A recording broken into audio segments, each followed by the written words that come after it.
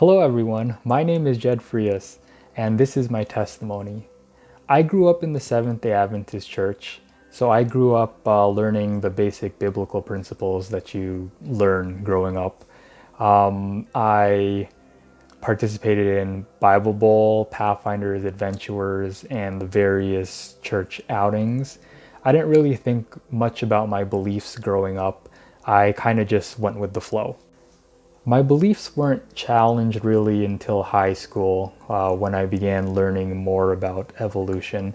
To spare you the details, this caused a vortex of biblical doubts, which eventually caused my beliefs to crumble because they weren't built on a strong foundation. And this doubting lasted for years and it just got worse and worse.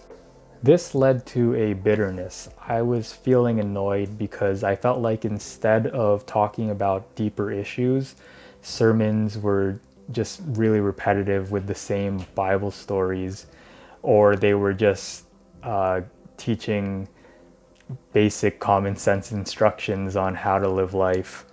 I felt like we at church were being fed baby food week after week, and that everyone who went to church was kind of brainwashed.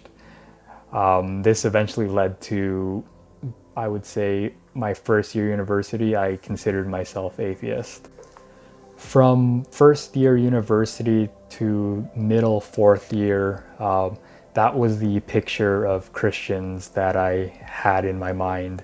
From intellectual side of things, Christians were non-critical thinking and they were brainwashed, and from an emotional character side of things, Christians weren't very different from non-Christians.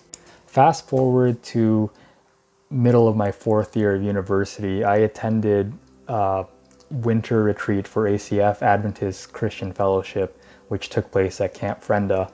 And here I was introduced to many critical thinking young people who were Adventists. Critical thinking Adventist, something that I thought was an oxymoron up until this point. And here we debated many issues such as evolution, abortion, basically any topic that came to our mind. Like, nothing was off limits and nothing was too taboo. So that was a change for me. Don't get me wrong, I wasn't quick to automatically believe what they believed, but I saw the effect that belief had on their life. And to me at that moment, that's what was important. These were some of the kindest, most selfless, most genuine people that I've ever met. Long story short, I wanted to uncover the root of their characters. So I started reading the Bible again, starting with the New Testament.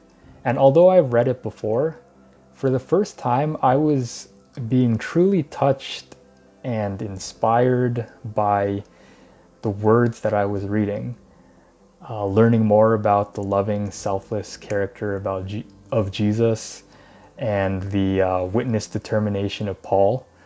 I was being really moved by it, and I think what helped with that was I personally knew people who I could see were trying to live a life similar to that of Jesus.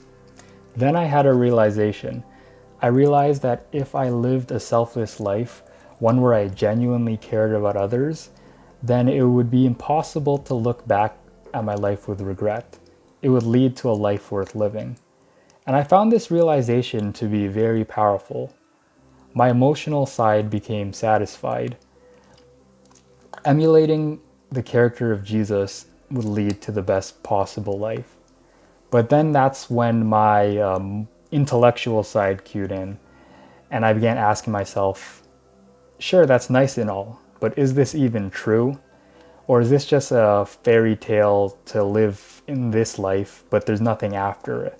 There's no afterlife.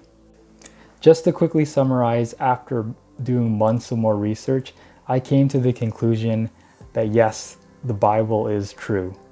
Jesus is the Son of God.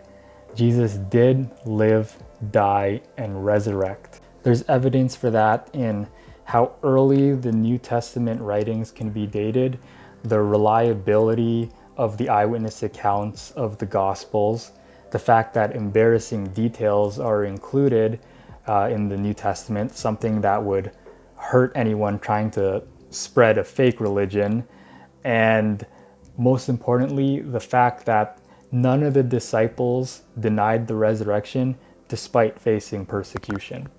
My intellectual side was convinced as well. The Bible is the truth. As John 14 verse 6 writes about Jesus, I am the way, the truth, and the life. Emulating Jesus is the best way for your character. He is the objective truth. He factually lived, died, and resurrected, no ifs, ands, or buts about it. And he is the reason for life, for you and me. And if we choose him, one day we can be with him too. Thank you everyone for listening to my testimony. I'm happy I was able to share it, and I pray that wherever we are in our journey with Christ, that we continue growing towards him.